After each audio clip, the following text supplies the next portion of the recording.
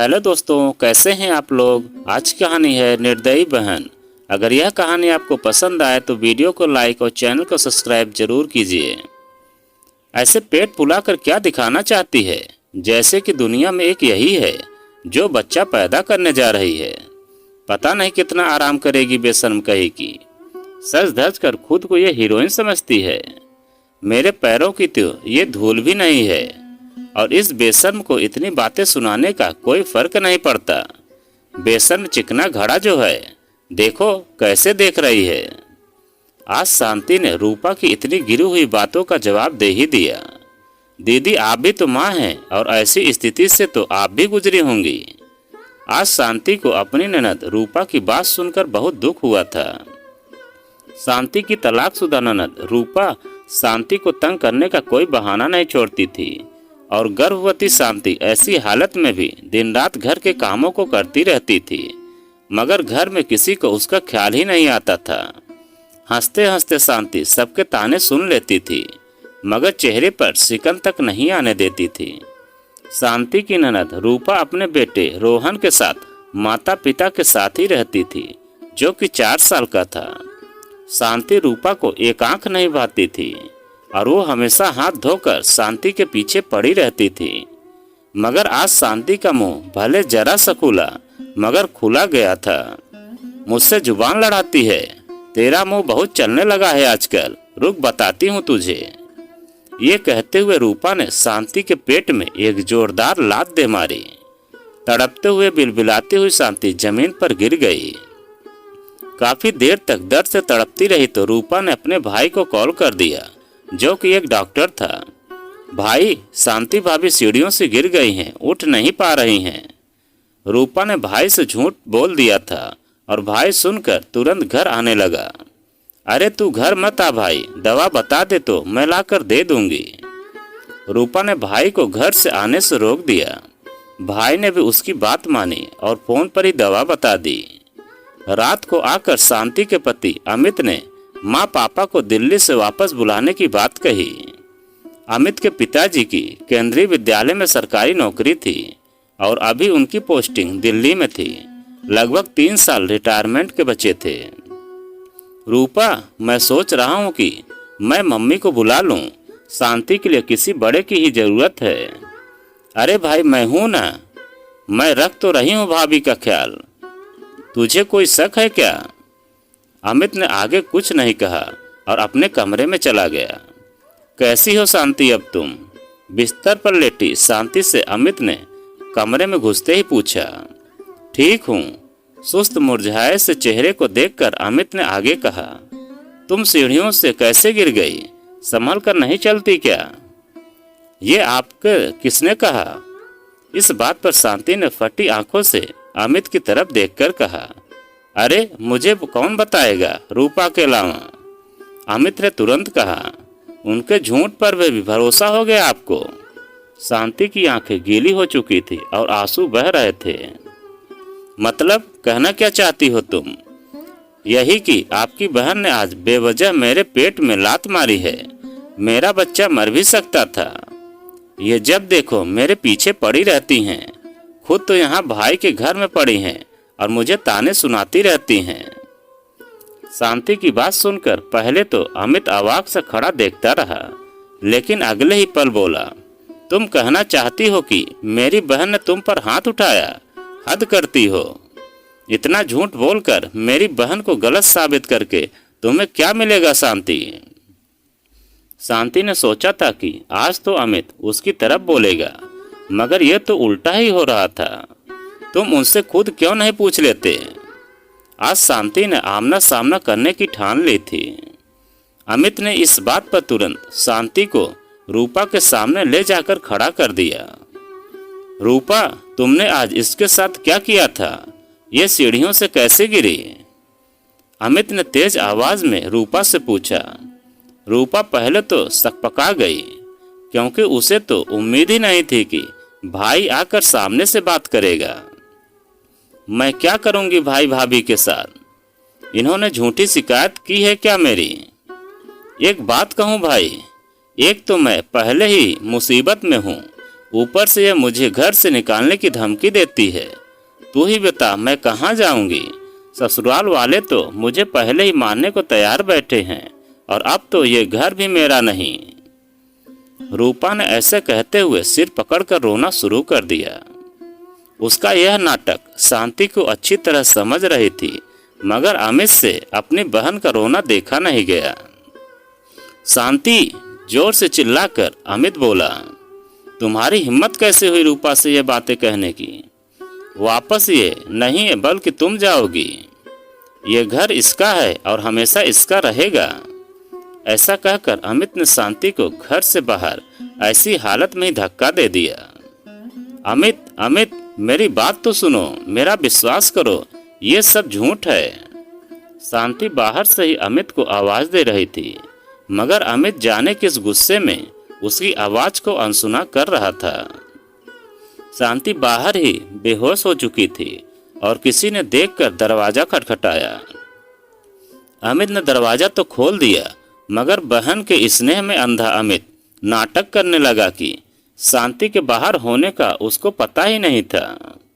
शांति को लोगों के डर के कारण घर में तो ले गया, मगर उसको बिस्तर पर लिटाने के बाद उसकी खैर खबर ही नहीं ली। दोनों बहन भाई ने खाना खाया और जाकर सो गए। रात को शांति ने दर्द से चिल्लाना शुरू किया। वो बेतहाशा तड़प रही थी, मगर अमित काफी देर तक अनसुना करता रहा। फिर जाने क्या ख्याल करके वो शांति को उसकी महिला डॉक्टर के पास ले गया। सारे चेकअप के बाद पता चला कि बच्चा पेट में ही मर चुका है और अब इन्फेक्शन फैल रहा है। जल्द से जल्द बच्चे को ऑपरेशन करके निकालना होगा। शांति बेहोश थी और अमित यह खबर सुनकर दुखी हो रहा था। उसने अपनी माँ को दिल्ली फोन लगाकर सारी बात बताई। वो भी अपने होने वाले पोते या पोती से दुखी हो गए। हम कल ही आ रहे हैं अमित, तुम चिंता मत करना। माँ ने फोन पर ही अमित को दिलासा दिया, मगर उन्हें शांति की चिंता खाए जा रही थी। रात को ही शांति का बच्चा बाहर निकाल दिया गया और इन्फेक्शन न फैले इसका ट्रीटमेंट शुरू किया गया। इसके बाद अमित को डॉक्टर ने कमरे में बुलाकर कहा, डॉक्टर अमित, आप भी एक डॉक्टर हैं और आप ये बात अच्छे से समझ जाएंगे। इन्फेक्शन अंदर फैल चुका है और अब शांति के फिर से मां बनने की संभावना कम से कम बची है। जब इन्हें होश आएगा तो यह जानकर बहुत दुखी भी होंगी, लेकिन आपको ही इन्हें संभालना पड़ेगा। अमित ने यह सुनकर हाँ में सिर हिलाता रहा और डॉक्टर उसको समझाती रही। अगले दिन बाद शाम को शांति घर आ चुकी थी और अमित के माता पिता भी आने वाले थे। शांति जान चुकी थी कि अब उसका बच्चा मर चुका है और इसी कारण वो बहुत रो रही थी। अमित ने जब उसे रोते हुए देखा तो कहा, क्यों रो रही हो? शांति से उसकी तरफ हैरानी से देखा। मेरा बच्चा मर गया और तुम ऐसे पूछ रहे हो कि जैसे जानते ही नहीं। तुम्हारा नहीं, हम दोनों का था, मगर तुम्हें फर्क क्यों पड़ रहा है जब तुमने उसका ख्याल ही नहीं रखा? अमित ने जाने क्यों लेकिन शांति पर ही उल्टा इल्जाम लगा दिया। क्या मैंने ख्याल नहीं रखा? शांति उठकर बैठ गई थी और हैरत से अमित को देख रही थी। हाँ, यही बोल रहा हूँ जो तुमने सुना है। लापरवाही की है तुमने और ये उसका ही नतीजा है। अमित शांति पर उल्टे इल्जाम लगाने लगा। बच्चे को पेट में रखना क्या होता है तुम जानते भी हो, और तुम्हें नहीं पता कि यह बच्चा कैसे खराब हो गया। शांति गुस्से से बोल रही थी। बकवास बंद करो अपनी और दूसरों पर इल्जाम लगाना बंद करो। मुझे यह सब मत बताओ, डॉक्टर हूँ मैं और सब समझता हूँ। मैं तो अब तुम्हें घर में ही नहीं रखना चाहता, मगर मजबूरी है। यही हरकतें रही तो तुम्हारी तो घर से बाहर फेंक दूंगा। अमित कुछ सुनने को तैयार नहीं था। शांति सिसक रही थी मगर कुछ कह नहीं पा रही थी। उसकी तबीयत खराब होने लगी थी। भाई, इसको बोलो कि अब खाना जाकर बनाए, बहुत जोर से भूख लगी है। मेरा बेटा भी भूखा है कब से। रूपा अचानक कमरे में आकर अमित से कहने लगी, ये सुनकर उसने शांति को तरफ देखा, मगर शांति ने चेहरा घुमा लिया। ऐसे में अमित ने उसका हाथ पकड़कर खींचा और बेड से नीचे उतार दिया। जाओ जल्दी से, सुना नहीं क्या? अमित जोर से चिल्लाया था। रूपा भी खड़ी खड़ी यह सब देख रही थी और अंदर ही अंदर खुश हो रही थी। शांति के डगमगाते पैर किचन की तरफ बढ़ चुके थे। तभी दरवाजे की बेल बजी और रूपा ने जाकर दरवाजा खोल दिया। अरे मम्मी आप! रूपा ने जैसे ही माँ को देखा और लिपट गई। अरे शांति बहू कहाँ है? माँ ने उसको खुद से एक तरफ हटाया और शांति को ढूंढते हुए अंदर चली गई। रूपा यह सब खड़ी देखती रह गई। देखो कैसे उसको ढूंढ रही हैं, बेटी की तो परवाह ही नहीं है। पीछे से रूपा बोलने लगी। इधर उधर देखते हुए अनुराधा जी ने जैसे ही किचन में शांति को देखा तो चिल्ला पड़ी, शांति यहाँ क्या कर रही हो? इस हालत में यहाँ काम कर रही हो? अनुराधा जी ने शांति को वहाँ से हटाकर ड्राइंग रूम में ले जाकर बैठा दिया। शांति अपनी सास से लिपट कर रोने लगी थी। अनुराधा जी इस समय उसका बच्चा खोने का दुख समझ रही थी, मगर अब कुछ किया नहीं जा सकता था। शांति के मन में जितनी बातें थी वो तुरंत ही कह देना चाहती थी, मगर अभी यह समय सही नहीं था। अंदर से अमित निकल कर आया और माँ पापा के पैर छुए। बेटा यह कैसे हो गया? जैसे ही अनुराधा जी ने अमित से पूछा, उसके जवाब देने से पहले रूपा बोल पड़ी, मम्मी ये सीढ़ियों से गिर गई थी। रूपा के इतने फुर्ती से जवाब देने पर अनुराधा जी ने उसे घूर कर देखा। इस पर अमित तुरंत बोल पड़ा, हाँ मम्मी ऐसा ही हुआ और रात को ही पता चला। शांति का सिर अपनी गोद में रखकर अनुराधा जी को सहलाते देखकर रूपा गुस्से से पागल हो रही थी। फिर से कुछ करना पड़ेगा। रूपा के मन में फिर कोई कारनामा पलने लगा था और जिसे वो जल्दी ही इल्जाम देने वाली थी। कुछ दिन तक आराम करने के बाद शांति ठीक होकर पहले जैसे हो चुकी थी, जिसे देखकर उसकी सास अनुराधा जी भी खुश थी। ससुर जी भी उसका खूब ख्याल किया करते थे, उसके लिए फल मेवे सब लाकर रखते थे। रूपा यह सब देखकर इतने दिन तक मन में कुढ़ती रही और इन सब का बदला लेने की भावना उसके मन में और मजबूत होती गई। एक दिन जैसे ही शांति अपने कमरे में घुसी तो उसने रूपा के हाथ में अपनी सोने की चेन देखी। अरे दीदी क्या हुआ, ये आपको कहाँ मिली? शांति ने रूपा के हाथ में सोने को चेन देखते ही कहा, मुझ पर झूठे इल्जाम मत लगाओ, बल्कि मैं तो इसे बाहर से उठाकर लाई थी तुम्हें देने के लिए, मगर तुम अपने कमरे ही में ही थी। रूपा शांति पर बरस पड़ी थी। अरे दीदी इतना झूठ क्यों बोल रही हैं आप? ये चैन तो मैंने कितने दिनों से पहनी ही नहीं। शांति रूपा को बातों पर हैरान थी। तभी अनुराधा जी रूपा को चिल्लाता सुनकर कमरे में आ गई। मम्मी देखो आपकी बहू की हिम्मत इतनी बढ़ गई है, ये मुझ पर सोने की चेन चुराने का इल्जाम लगा रही है। शांति क्या हुआ? रूपा ऐसा नहीं कर सकती है। मम्मी जी मैंने ऐसा नहीं कहा, दीदी को गलतफहमी हुई है। शांति बार बार सफाई देती रही, मगर रूपा शांति को ही गलत साबित करने पर तुली रही। अनुराधा जी ने दोनों में हुई गलतफहमी की बात को ही सच माना और बात को टाल गई थी, मगर रूपा के हौसले बुलंद हो चुके थे। जब से शांति का बच्चा गिरा था तब से अमित शांति से खिंचा खिंचा सा रहने लगा था। रूपा ने भी आग में घी डालने में कोई कसर नहीं छोड़ रखी थी। यह सब इतना शांत तरीके से हो रहा था कि अनुराधा जी अमित का रूखापन नहीं समझ रही थी और उन्हें दोनों के गृहस्थ जीवन की चिंता लगी हुई थी। सुनिए जी, कुछ तो बात है। अमित और रूपा शांति बहू के साथ बात नहीं करते हैं। शांति भी गुमसुम रहने लगी है और मेरे कुछ पूछने पर भी जवाब नहीं देती है। आखिर चल क्या रहा है? अनुराधा, मेरे ख्याल से हमें रूपा की शादी कर देनी चाहिए। अमित के पिता कमलेश जी ने कहा। आपकी बात तो सही है, मगर रूपा तो शादी ही नहीं करना चाहती है और न ही वापस जाना चाहती है। जब भी हम लड़का पसंद करते हैं तो वो उसको पसंद नहीं होता है।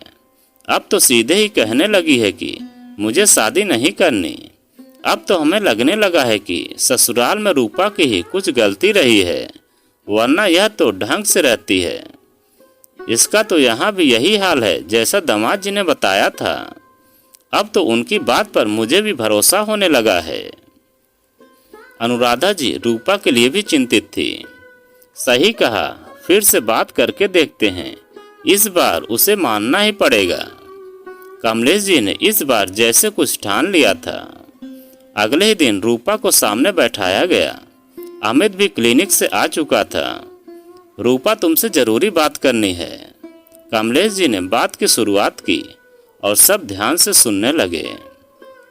रूपा मन में कोई आशंका लिए सामने बैठ गई थी। रूपा, हमने एक लड़का देखा है दिल्ली में ही, तुम्हारे लिए हमें जंच रहा है। रूपा ने जैसे ही यह बात सुनी तो वो आग बबूला हो गई। पापा, मेरी कोई इच्छा नहीं है क्या? बार बार शादी की बात क्यों करते हैं? आपकी अकेली बेटी हूँ, मगर फिर भी लगता है कि बोझ बन गई हूँ, तभी आप बार बार मुझे भेजने को तैयारी करने लगते हैं। रूपा के कहे ये शब्द अनुराधा जी को बहुत बुरे लगे थे। रूपा, पापा से बात करने की तमीज भूल गई क्या? अब या तो तुम शादी करोगी या फिर अपने घर वापस जाओगी। अनुराधा जी ने तमतमाते हुए गुस्से में चिल्लाकर कहा।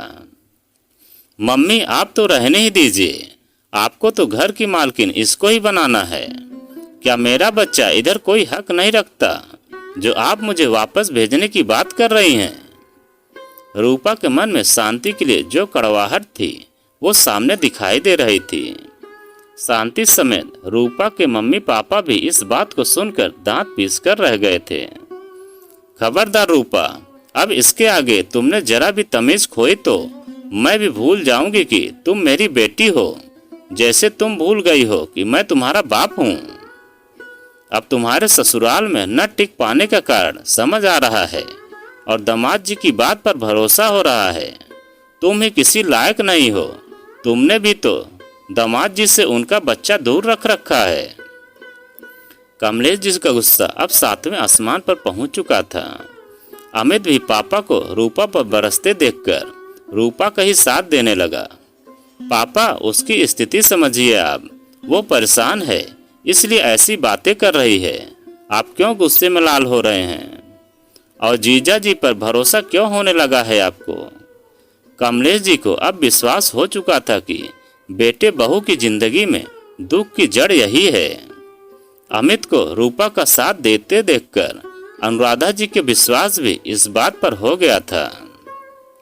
अमित, तुम इसका साथ मत दो, इसके इरादे नेक नहीं हैं। भाभी के बारे में ऐसी बातें करने की हिम्मत भी कैसे हो रही है इसकी?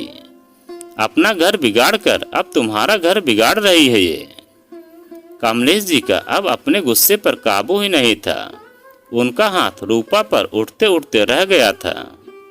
पापा, इसका कारण शांति ही है। शांति भी इसको जब देखो घर से भेजने के बारे में सोचती रहती है, तभी ये हक की बात कर रही है। अमित ने जब ऐसा कहा तो अनुराधा जी ने अमित को इस बात पर लताड़ लगाई। तुम अपनी बीवी को ही नहीं जानते कि वो ऐसा कर भी सकती है या नहीं? अनुराधा जी की बात सुनकर अमित की बोलती बंद हो गई। पापा, मैं अपना हक लेकर रहूंगी। रूपा इस बार फिर से तेज आवाज में बोल पड़ी थी, लेकिन अभी तक अमित को रूपा ही सही लग रही थी। अमित, इसको यहाँ से लेकर जाओ, वरना हम कुछ कर बैठेंगे आज। कमलेश जी ने अमित से कहा। क्या करेंगे आप? रूपा के अपने पापा से दोबारा ऐसे कहने पर अनुराधा जी ने इस बार रूपा को जोरदार थप्पड़ रसीद कर दिया। रूपा ने गुस्से में आकर अपने कमरे में जाकर दरवाजा बंद कर लिया। सब अपने अपने कमरों में जा चुके थे और न ही किसी ने रात का खाना खाया। यह सब देखकर शांति से रहा न गया। अमित, दीदी जो मांग रही हैं उन्हें दे दो, मगर इस तरह का माहौल मत बनने दो। शांति ने अपने मन की बात को अमित से कही। अच्छा, अब तुम तो रहने ही दो। ये सब तुम्हारे ही कारण तो हो रहा है। तुमसे कोई नहीं जानना चाहता है कि क्या करना है क्या नहीं। अपना मुंह बंद रखो। तुम और ज्यादा एहसान मत दिखाओ कि अपना हक दे रही हो। तुमसे पहले वो इस घर की है, समझी तुम? ज्यादा अच्छा बनने की कोशिश मत करो।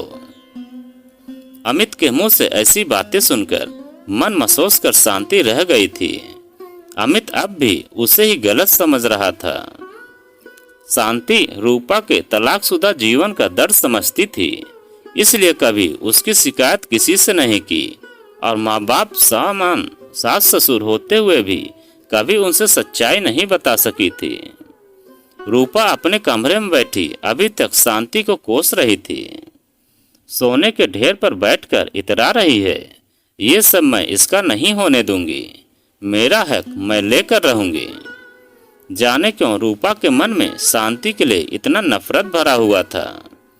कुछ दिन तक घर का माहौल बहुत शांत था, मगर यह शांति अमित के माँ बाप को डरा रही थी। अनुराधा जी, ये लड़की जाने क्या करके रहेगी। हमारी बेटी ने हमें बहू के सामने शर्मिंदा कर दिया। दोनों ही बहुत चिंतित थे।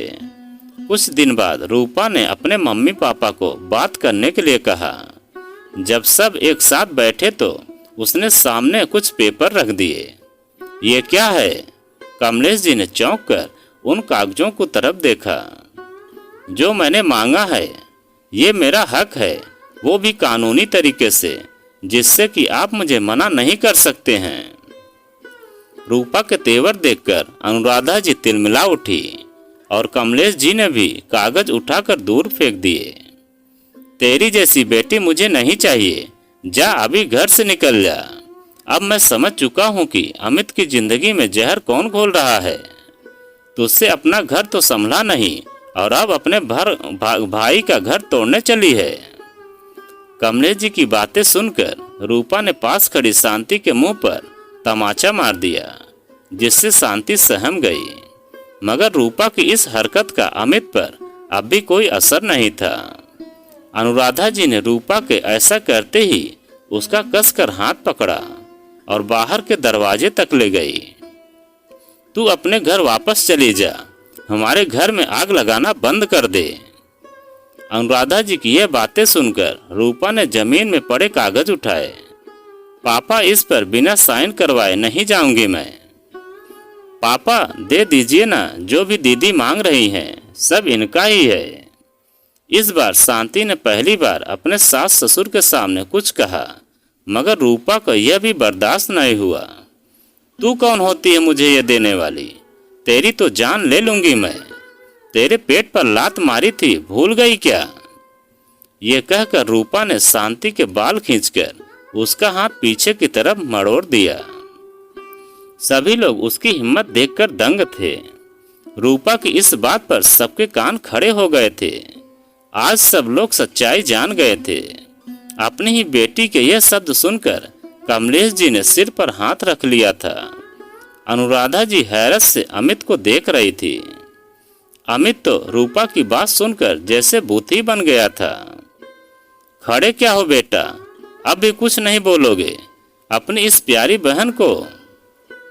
अमित बच्चा खोने का दुख आज तक झेल रहा था और उसका कारण वो शांति को ही मानता था। रूपा ने भी शांति को झूठ बोल बोलकर उसको अमित की नजरों में गिराने की कोई कसर नहीं छोड़ी थी। मगर आज तक जिस बहन के दुख को सबसे ऊपर समझता आया था, वही उसके ऊपर पत्थर मार चुकी थी। अमित ने तुरंत अपना फोन निकालकर किसी को फोन लगाया। जीजा जी, आप दीदी को ले जाना चाहते हैं तो हम तैयार हैं, कल ही ले जाइए और हम आपस में समझौता कर लेते हैं। ये सुनकर रूपा के होश उड़ चुके थे। उसने अमित से ऐसी उम्मीद ही नहीं की थी। अब तू भी मेरा दुश्मन हो गया। रूपा अपने भाई अमित पर जोर से दहाड़ी थी, मगर अब तक अमित की आंखें खुल चुकी थी। दीदी, आपने भी तो मेरा बच्चा छीन लिया। आपको शर्म नहीं आई मेरी पत्नी के पेट पर लात मारते हुए?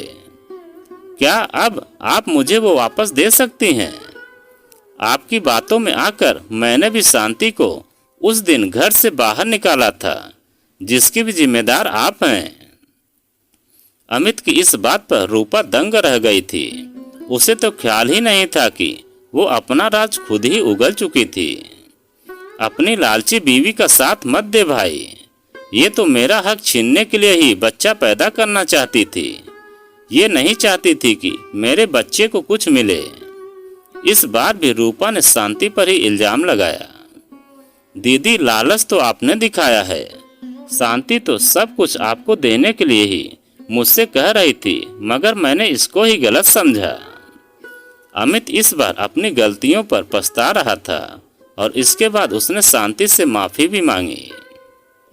तुझसे तो अच्छी तो ये बहू है जिसने आज तक मेरी कोई बात हम तक नहीं पहुंचाई, और एक तू है कि भाई का ही बच्चा छीन डाला।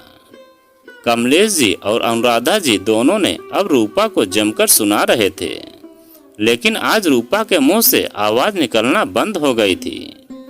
आज कोई उसका साथ नहीं दे रहा था। घर के सारे लोग उसके खिलाफ खड़े थे। रूपा, तूने रिश्ते का लिहाज ही नहीं किया।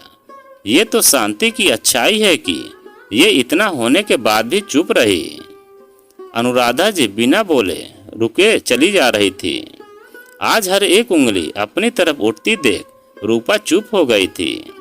रूपा, अगर ये तेरे साथ हुआ होता तो, अगर तेरे पेट पर किसी ने ऐसे ही लात मारी होती और तेरा बच्चा मर जाता तो तब तू क्या करती? क्या उससे नफरत नहीं करती? अनुराधा जी ने रूपा को झिझोड़ कर सवाल किया। अब रूपा भीगी आंखों से उनकी तरफ देख रही थी। शायद उसे पश्चाताप हो गया था और माफी मांगने लायक ही नहीं थी। नीचे बैठी रूपा शर्मिंदा होकर बस जमीन में नजर गड़ाए रो रही थी। तभी शांति उसके करीब आई। दीदी, कोई बात नहीं, आपसे गलतफहमी में हो गया, मगर इंसान से गुस्सा कुछ भी करवा सकता है, ये तो आपने देख ही लिया। गुस्से में सही गलत दिखाई नहीं देता। शांति की बातें सुनकर रूपा ने हाथ जोड़कर सिर झुका लिया। मैं माफी मांगने लायक तो नहीं हूँ भाभी, मगर हो सके तो मुझे माफ कर देना। रूपा रोते हुए माफी मांग रही थी और उसे उस कागज को फाड़ दिया। दिल तो नहीं करता कि तुझे माफ करें, तूने काम ही ऐसा किया है, मगर अब सब ठीक करने की इच्छा हो तो कल दामाद जी के साथ घर चली जाना। अनुराधा जी और कमलेश जी ने रूपा को हिदायत के साथ माफ कर दिया। अगले दिन ही उनके पति उसे लेने आ गए थे और दोनों के बीच समझौता हो गया और अब शांति के घर के साथ साथ उसका भी घर बस चुका था। तो दोस्तों, यह कहानी आपको कैसी लगी कमेंट में लिखकर हमें ज़रूर बताएं। और आप अगर हमारे चैनल पर नए हैं तो प्लीज़ चैनल को सब्सक्राइब करें और वीडियो को एक लाइक ज़रूर करें और एक प्यारा सा कमेंट हमें ज़रूर करें।